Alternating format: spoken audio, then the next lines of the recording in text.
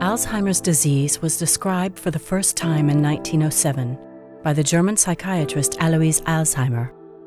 In performing a histopathologic study of the brain of his patient August D., suffering from dementia, he brought to light the presence of two types of lesions in the brain, senile plaques and neurofibrillary tangles. He reached the conclusion of a distinct disease of the cerebral cortex. 100 years later, thanks to current scientific techniques, research has made a great leap in the understanding of the disease. We know that the brain is made up of neurons and that these are interconnected to form a vast network. These connections, known as synapses, enable the transmission of information from one neuron to another. In Alzheimer's disease, 10 to 15 years before the appearance of the symptoms, two main lesions form in the brain: senile plaques, composed of amyloid beta protein, and neurofibrillary tangles, composed of tau protein. How is the senile plaque formed? On the surface of the neuron is a large protein called APP. Normally, APP is sectioned by enzymes on the surface of the neuron, and it frees a protein called amyloid beta. The amyloid beta protein is then cleared in the body.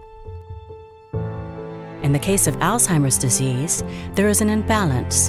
The amyloid beta protein is no longer regulated and is found in too great a quantity. The proteins assemble to form indissoluble fibrils and create senile plaques. How are neurofibrillary tangles formed?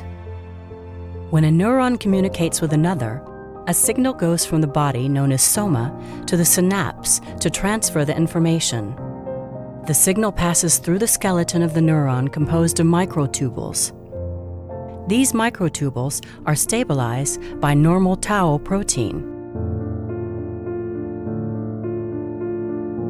In Alzheimer's disease, tau protein becomes defective and detaches from the microtubules. Thus, the skeleton of the neuron dissociates as it is no longer maintained. Defective tau proteins then assemble to form filaments in the neuron. Without the skeleton, the neurons degenerate and connections between the neurons are lost. The abnormal accumulation of tau filaments in the neuron creates neurofibrillary tangles and eventually causes the death of the neuron. How do the two lesions spread throughout the brain? Neurofibrillary tangles and senile plaques do not follow the same pathway in the brain over time. Neurofibrillary tangles first develop in the region called the hippocampus, which is essential to memory and learning. They then reach the whole brain following a centrifugal movement. The process causes atrophy, which engenders global dysfunction.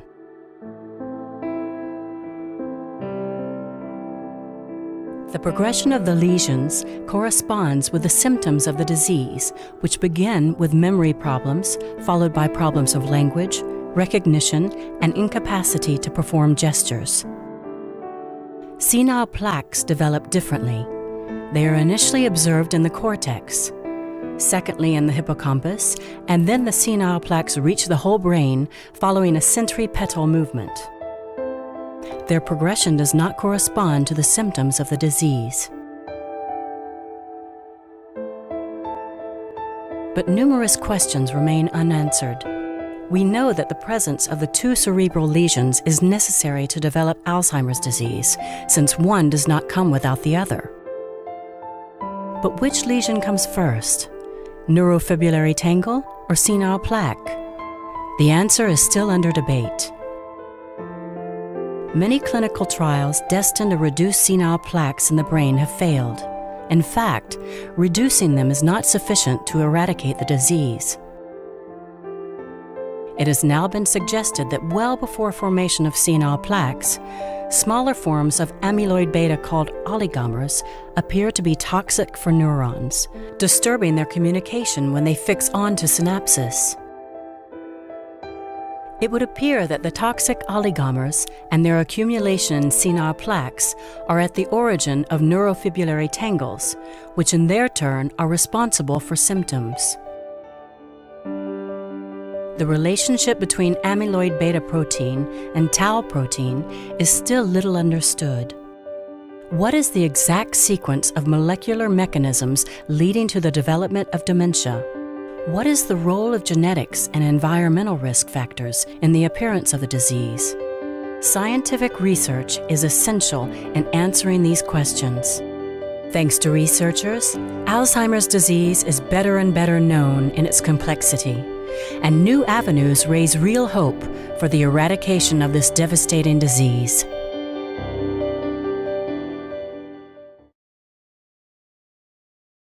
A hozzátartozók szempontjából, mert ugye beszéltünk arról, hogy természetes egy idővel az, hogy az emlékezet az romlik, de mikor kell szakemberhez fordulni, hogyha az a bizonyos név rendszeresen nem jut eszembe, vagy ha mondjuk, nem tudom, a lakáskulcsot valaki a hűtőben találja meg. Lehet, hogy banális... azzal az emberrel nem akarsz beszélni.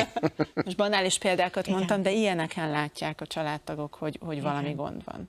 Én szerintem minél hamarabb érdemes orvoshoz fordulni, mert az a legjobb történet, ha kiderül, hogy tulajdonképpen a stressztől van.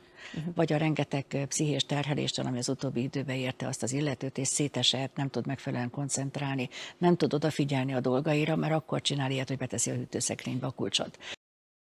Az, aki emiatt izguljon. Hát nyilvánvalólag az, akinek a családjában ez előfordult. Na most a demencia maga az egy eléggé sajnos elterjedt betegség lett, mert ugye az életkornak a meghosszabbításával ez egyre gyakoribb. 80 éven fölül már szinte minden második ember demens, és ezeknek a betegeknek a 60%-a Alzheimer-korban szenved. Tehát egy picit definiáljuk a kettőt, mert ugye nem minden demens ember Alzheimeres. Így van. Ezt mondtam éppen, tehát hogy 60%-ban van. De mi a Alzheimer. különbség? Tehát honnan tudom én, hogy az én rokonom demens vagy Alzheimeres? Gyakorlatilag vannak szűrővizsgálatok már most is, tehát utolérhetőek. Elvégzünk ilyenkor egy ilyen rutin vizsgálatokat, amiben laborok beletartoznak, tehát B12 szintet, pajzsmirigy értékeket nézünk, vesefunkciót, májfunkciót, mert ezeknél az eltéréseknél előfordulhat, hogy demencia alakul ki. Más betegségekhez is társulhat, például a szklerózis multiplexhez, Parkinson-korhoz is demencia, és hát sajnos például a tartós alkoholfogyasztás vagy a drogfogyasztás ugyanúgy csinál demenciát. Sajnos balesetek következtében is lehet demencia. Miért fontos a betegség lefolyásában ez a nagyon korai felfedezés? Miben módosítja? Azért, mert ugye gyógyíthatatlan betegség. Gyógyíthatatlan, igen, az összes gyógyszer kb. 18 hónapig hatékony. Utána sajnos ugyanúgy romlik a beteg, mintha nem kezelnénk. Abban, hogy vannak olyan életmódbeli tanácsok, amivel ezeknek a tüneteknek a megjelenését lehet késleltetni, illetve lassítani és a súlyosságukat enyhíteni. Például mik ezek? Például a rendszeres testmozgás, a rendszeres szellemi tevékenység. Ugye hát idős embereknél, főleg nyugdíj után mit csinál? Hazamegy, nézi a tévét, nem beszélget senkivel, nem megy sehova, tehát elsivárosodik. És ezen kívül még magát az általános állapotot is karban tartani, tehát rendszeresen nézni a laborparamétereit. Nem csúszik el a cukra, nem csúszik el a koleszterinje egyebe. Az új kutatások arra utalnak, hogy például a cukorbetegség elég szoros korrelációban áll az Alzheimer-korral.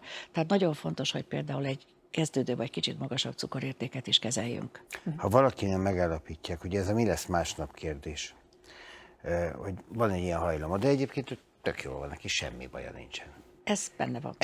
Ez egy sokkos állapotot hoz egy ember életében nyilván, mert hogy a legrosszabbat látja maga előtt, tehát a maga tehetetlen, magáról már mit sem tudó embert. Igen. Itt azért egy hosszú folyamat, fázisok sora az, míg odáig eljutunk, és egy magas életkor a legtöbb ember esetében, igen, amit meg is kell érni. De másnap mi van? Tehát a másnap reggelre mit tud mondani? Tanácsot. Azon túlmenőleg, hogy fusson, meg olvasson, meg jártassa az agyát, és legyenek társas kapcsolatai, kezdjenek gyógyszert szedni. As other potential Alzheimer's drugs advance through clinical trials, hopefully this is just the start of more, better treatments to address this disease.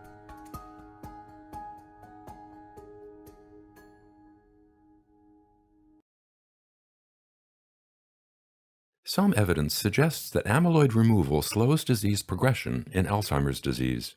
In a phase 2b trial, the monoclonal antibody lecanemab, which binds with soluble amyloid beta protofibrils, was associated with clearance of amyloid in patients with early Alzheimer's disease.